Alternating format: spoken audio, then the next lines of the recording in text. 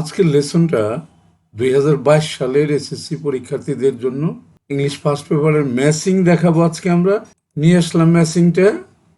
দেখো, এখানে আমরা প্রথমে দেখে নেব যে আমাদের কোনো আননোন ওয়ার্ড আছে কিনা। তারপরে আমরা সেন্টেন্সটা 5টা সেন্টেন্স এখান থেকে তৈরি করবো, 4টা সেন্টেন্স, 5টা না। এরপরে পরবর্তী শিটে গিয়ে দেখবো যে আমাদের তৈরি করা ঠিক হয়েছে কিনা। দেখি তাহলে আমরা। Joynal Abedin, his famine sketches.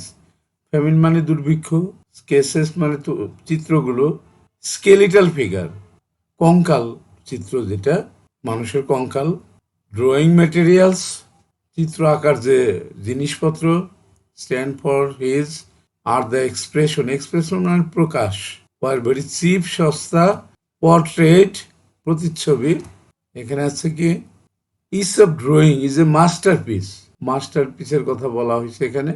এরপরে আছে কি দেখো, অফ পিপল অফ প্রোফাউন্ড প্রচন্ড, হিউম্যান মানবীয়, কম্প্যাশন সমবেদনা, overwhelming affection for suffering humanity, যে অ্যাফেকশনটা মমতা, মায়া মমতা, ফর সাফারিং হিউম্যানিটি দুর্দশাগ্রস্ত যে মানুষ তাদের প্রতি।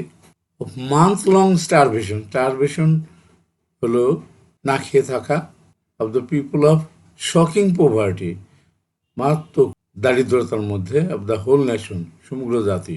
দেখলাম আমরা অর্থগুলো। এবার আমরা দেখি যে কোনটার সাথে কোনটা মিলিয়ে আমরা অর্থপূর্ণ সেন্টেন্স তৈরি করতে পারবো। এখানে প্রথমটার সাথে আমরা জয়নুল আবেদিন, এর সাথে আমরা নিতে পারি 4 নাম্বারটা পোর্ট্রেট দ্য সাফারিং, এটাকে আমরা এ নাম্বার হিসাবে ধরি। Zainul Abedin portrait the suffering. এরপর সি কলম থেকে আমরা নিতে পারি 2 নাম্বারটা নিতে পারি of people with profound human compassion, এটাকে এ নাম্বার নিতে পারি আমরা। তাহলে সেন্টেন্সটা কি দাঁড়ালো?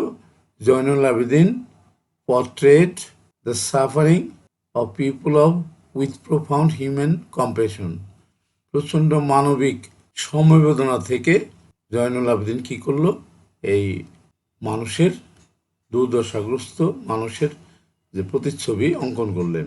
এরপরে আমরা যদি বি নাম্বারে যাই, বি নাম্বারটা যদি নিই আমরা, হিজ ফ্যামিন স্কেচেস অফ 1943, 1943 সালের যে তার দুর্ভিক্ষর চিত্র, বি কলম থেকে নিতে পারি 1 নাম্বারটা নিতে পারি বি কলম থেকে, স্ট্যান্ড ফর হিজ। আর সি কলম থেকে নিতে পারি 3 নাম্বারটা overwhelming affection for suffering humanity. তাহলে সেন্টেন্সটা পুরোপুরি কি দাঁড়ালো? His famine sketches of 1943 stand for his overwhelming affection for suffering humanity. তাহলে বি নাম্বার সেন্টেন্সটা আমাদের হয়ে গেল। এবার আমরা সি নাম্বার সেন্টেন্সটা দেখব। স্কেলেটাল ফিগার্স আর দ্য, আমরা বি কলাম থেকে 2 নাম্বারটা নিতে পারি, এটাকে সি দিতে পারি আমরা। The skeletal figures are the expression, আর সি কলাম থেকে নিতে পারি আমরা 4 নাম্বারটা, are the expression of month long starvation, মাসাধিক না খেয়ে থাকা, of the people of shocking poverty of the whole nation, সমগ্র জাতি যে দারিদ্রতার মধ্যে পড়ছিল সেই চিত্রটাই এখানে মিন করছে। এরপরে লাস্ট ডি নাম্বারটা আমরা নেব। ডি নাম্বারটা নিতেছি, ডি নাম্বারে যাবে D number all his drawing materials, যা দিয়ে তিনি এই চিত্রগুলো এঁকেছেন সেগুলো ওয়ার ভেরি চিপ। বি কলামের 3 নাম্বারটা যাবে ওয়ার ভেরি চিপ, আর সি কলাম থেকে 1 নাম্বারটা যাবে were very cheap but ease of the drawing is a masterpiece. এগুলো খুব সস্তা ছিল তার ড্রয়িং ম্যাটেরিয়ালস, কিন্তু প্রত্যেকটা ড্রয়িং ছিল মাস্টারপিস, মানে অত্যাধিক সুন্দর, মানে একক। তাহলে আমরা দেখলাম যে দাঁড় করালাম। এখন আমরা পরের শিটে গিয়ে যাব, পরের শিটে গিয়ে দেখব যে আমাদের দাঁড় করানোটা সঠিক হইল কিনা। চলে এলাম পরের শিটে। একটা সেন্টেন্স আমরা নিয়ে নেই। দেখো, নিয়ে নিলাম একটা সেন্টেন্স। কি বললো? Zainul Abedin portrait the suffering of people with profound human compassion. এটাই কিন্তু আমরা আগের শিটে দাঁড় করিয়েছিলাম, খেয়াল করছো নিশ্চয়ই। এবার আমরা পরের সেন্টেন্সটা নিয়ে নেই।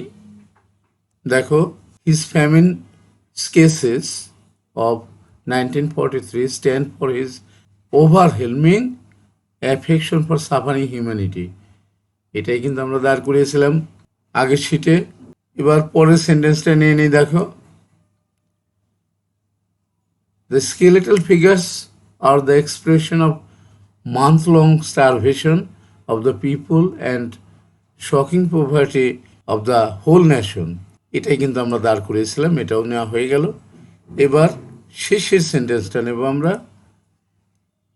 দেখো শেষের সেন্টেন্সটা, all his drawing materials were very cheap but each of the drawing is a masterpiece. তাহলে হয়ে গেল আমাদের। নিশ্চয়ই তোমরা বুঝতে পারলে আমাদের কিন্তু শেষ হয়ে গেল। আমরা শেষ করবো আজকে। শেষ করার আগে যে কথাটা না বললে নয়, সেটা হলো তোমরা কেউ যদি আমার চ্যানেলে নতুন হয়ে থাকো এবং আমার পড়ানো যদি ভালো করে বুঝতে পারো, শিখতে পারো, তাহলেই শুধুমাত্র তুমি আমার চ্যানেলটাকে সাবস্ক্রাইব করে দেবে, আদারওয়াইজ নট। লাইক করতে পারো, শেয়ার করে বন্ধুদেরকে দেখাতে পারো, তুমি কমেন্টস করতে পারো। আর যারা ইতিমধ্যেই আমার চ্যানেলটাকে সাবস্ক্রাইব করে দিয়েছো তাদেরকে অসংখ্য ধন্যবাদ। তাদেরকে বলবো যে তোমরা প্র্যাকটিস করবা।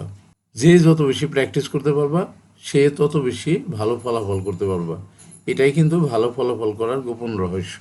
ঠিক আছে, শেষ করছি। Thank you for watching. See you next.